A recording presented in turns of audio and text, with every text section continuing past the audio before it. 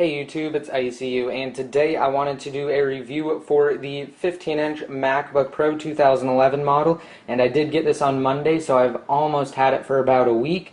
I just wanted to start off this review by going over some of the physical aspects of it. So this thing is 5.6 pounds, and it is 0.95 inches thick, so it isn't even an inch thick all the way around, and it is roughly 14.35 inches from this end to this end. And the reason why it isn't 15 inches is because they measure the screen diagonally, so that's how they get that number. Also, I just wanted to go over some of the ports that it has too really quick. So right here, this is the power port. It is also known as the MagSafe charging port. And then next to it we have the Ethernet port, and then right here, FireWire. And then here we have the new Thunderbolt I/O port. And what's actually really interesting is this is actually the mini display port. So if you want to hook up any external monitor to it, you're going to have to get a mini display port to either DVI, VGA, or HDMI adapter.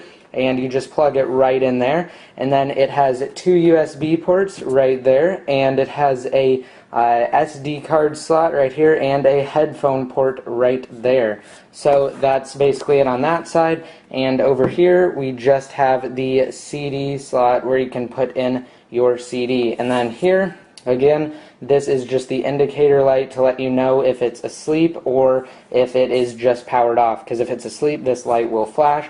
And also I forgot, on this side we have this button right here, and this will indicate the charge of it. So you push this button and it has 3 dots filled, and as you can see it goes all the way up here. So that is how you can tell how much battery it has before actually like turning it on and going in and checking yourself. So that's pretty much it. Now I just wanted to go over the rest of the specifications with it. Now it does have Wi-Fi built in as well as Bluetooth, and it does have a HD FaceTime camera. So the screen is actually 15.4 inches diagonally, and it has a 2 GHz i7 processor with 6 megabytes shared L3 cache, and it has an AMD Radeon HD 6490M graphics processor with 256 megabytes of DDR5 memory on 2 GHz configuration. And it also has an Intel HD Graphics 3000 with 384 megabytes of DDR3 SDR RAM, which is shared with the main memory. Now by default this does come with 4 gigs of RAM, but I actually upgraded it to the 8 gigs of RAM because you can do that option for $200 extra when you buy it. Now what's really nice is it has a multi-touch trackpad, and I actually thought that this was going to be quite difficult to use when you're actually trying to right click with it or something like that. But to right click, all you do is you just take 2 fingers and you press in on it like that, and it's just that simple. And it also is really nice to navigate through everything on your computer with just simple gestures. And also too, the speakers are absolutely amazing on this thing. So I'm going to get a close-up. As you can see, the speaker goes from here to here, and it goes all the way down, and it actually is pretty big, and it has them on both sides too. So the speakers sound absolutely awesome on this thing. And I actually thought that the keyboard would be too small, considering the rest of it is pretty big in comparison to it. As you can see, the keyboard only has a small space, and the rest of it is just like either empty space, the trackpad, or the speakers. Well, the keyboard actually is perfect. It's basically just the same size as any other standard keyboard, so I actually didn't find that to be a drawback at all.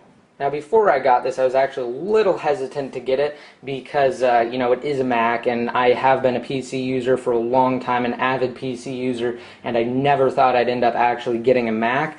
Well, a bunch of my friends actually talked me into getting it, so I decided to just go ahead and, I don't know, take a dive at it, I guess, and I would just like return it if I didn't like it. But this is absolutely amazing. I love this computer. It is so much better than any PC that I've ever had before, and partly because of the hardware, it just is absolutely awesome. It just looks amazing. Everything functions great, and it's also mostly because of the software. So Mac OS X is superior superior compared to any version of Windows.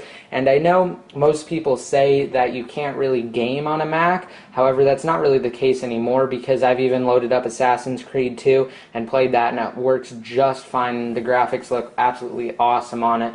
So that is definitely not the case anymore, because it can handle those intense games. So it actually is really great for gaming. Obviously, it's not going to be as good as a PC with like a superior graphics card or something like that, but I mean, as I told you guys, its processor is a 2 gigahertz i7 processor, which is actually pretty amazing considering it is only a laptop, and it also does have 8 gigs of RAM, which is insane, because my desktop, before I sold it, it actually only had 8 gigs of RAM, and it had a 2.86 gigahertz i7 processor.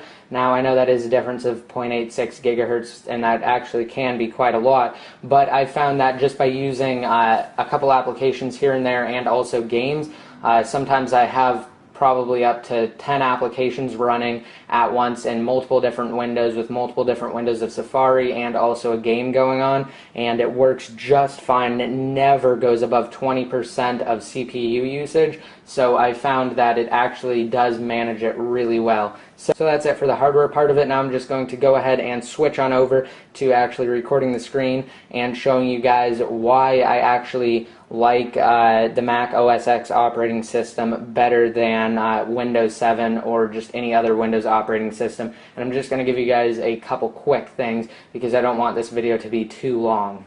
Alright, so as I said before, I just wanted to make this really quick and simple. So I'm just going to start off by saying the number one thing that I like the most about a Mac-based computer as opposed to a Windows-based computer is just the level of usability for it. Like, for instance, if you want to do something like install something, all you have to do is just download it and basically drag it to the applications folder. Now, some things such as Xcode are a little different, because you actually have to, you know, go through installing it and stuff like that, but you don't have to restart your computer every single time you install something, and it's just super easy to access anything and use it. And also, it's just extremely simple to figure out what you're doing and like how to do it. And also too, if you want to switch between different applications really easily, then what you do is, obviously after you open them up, you can simply use gestures. So like, for instance, I just swipe down with 4 fingers on my trackpad, and I have the option to pick between these two, or I can swipe up with 4 fingers to go to the desktop of it, and then, you know, obviously I can access other things there. So as you can see, it's just really easy to use. And also too, like for instance, I have a folder, and I'm going to show you where that folder is.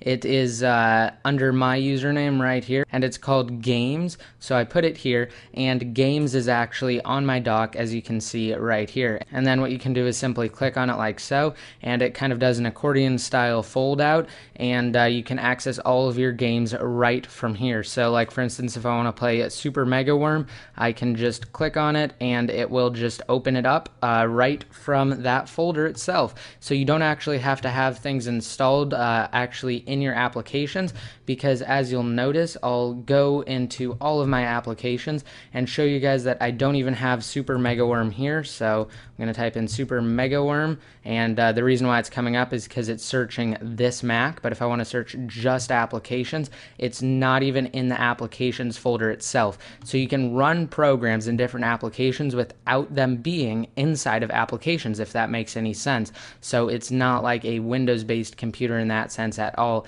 And obviously, it's just super easy to do anything. I mean, Windows just overcomplicates everything, and this is just very easy to, again, just basically do whatever you want.